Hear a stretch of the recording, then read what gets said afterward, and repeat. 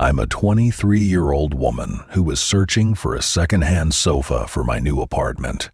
A few weeks ago, I found an ad on a local buying-selling website. The sofa looked pristine in the photos, and the price was incredibly low. The seller's email was shadowwhisperer999@mail.com, which gave me a slight pause, but I decided to email him anyway. He replied almost instantly, accepting my offer and asking for my address. I felt uneasy about giving out my address, so I suggested picking up the sofa from his place. He insisted on delivering it himself, which made me even more uncomfortable. After some back and forth, he finally sent me his address, urging me to come over. His house was in a quiet neighborhood, but it stood out as being smaller and more dilapidated than the others. When I knocked, a man in his 40s, wearing a worn-out fedora, answered with a wide, almost manic grin. He invited me in, and I reluctantly followed. Inside, the sofa was nothing like the pictures. It was tattered and stained, far from the great shape he had advertised. I pointed this out, and he just smirked, offering to lower the price. I declined and turned to leave, but he grabbed my arm, his grip surprisingly strong.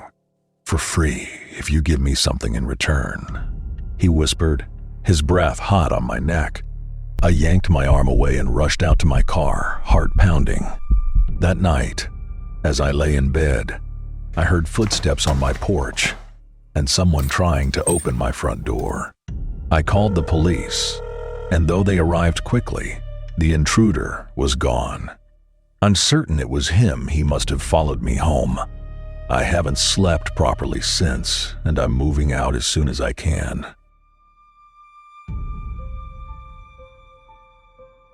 I was on the hunt for a car for my daughter's 16th birthday. After scouring various car websites, I found a gem on a local classified site. A 2004 Honda Accord with only 50,000 miles, no accidents, and in excellent condition for just $3,000. It seemed too good to be true, but the seller, who called himself Tom, lived nearby, so I decided to check it out. I arrived at Tom's address, a secluded property at the end of a dirt road. The house was small, surrounded by overgrown weeds, and the only vehicle in sight was an old, rusty van. The garage was open, filled with an assortment of car parts, but no sign of the Accord. I knocked on the door, but there was no answer. I called Tom, and I could hear his phone ringing inside the house. Confused, I peered through a window and saw a dimly lit room with antique furniture. Then, I noticed a figure standing by the back door, motionless, staring out into the yard. Thinking it was Tom, I walked around to the back.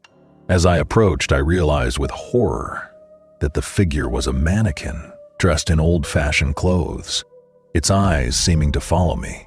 I backed away slowly, but then I heard a creaking sound from inside the house.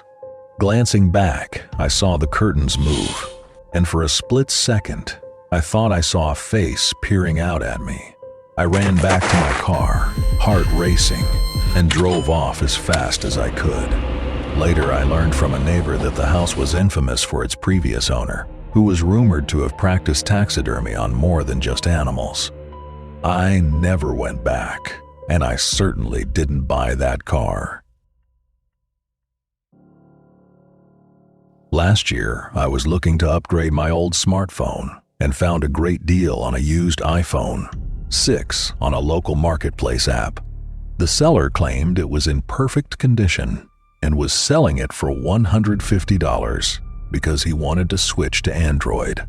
I wasn't very tech-savvy, so I brought my cousin, who knew a lot about phones, to help me inspect it. We met the seller, a tall, burly man with a tattoo sleeve, and his friend, who was equally intimidating, in the parking lot of a 24-hour diner at midnight. The phone looked brand new, and my cousin confirmed it worked perfectly after running some tests. The seller then asked for $180 instead of $150, claiming he had forgotten about some fees. I only had $150 on me, which was true, and after some negotiation, he reluctantly accepted. As we were leaving, I noticed they didn't drive off immediately. On my way home, I saw their car following us. At first, I thought it was a coincidence, but they stayed on our tail through several turns. My cousin suggested we try to lose them, so I took a risky maneuver at a traffic light, crossing just as it turned red. It worked, they didn't follow. When we got home, I was relieved, but that night, around 2 a.m., I heard a car pull up outside. Looking out the window, I saw their car parked across the street. Panicked, I woke my uncle, who grabbed a flashlight and went to confront them. As he stepped outside, one of the men shouted that they had left something in the phone and demanded it back. My uncle told them to leave, but they became aggressive. Just then, a neighbor who was a security guard heard the commotion and came over. Seeing the situation, he called the police. The men fled before the police arrived, but not before one of them threw a rock through our window, shattering it. I later found out that the phone was stolen, and they were probably trying to get it back or intimidate us. I returned the phone to the police, and thankfully, that was the end of it. But it was a terrifying experience.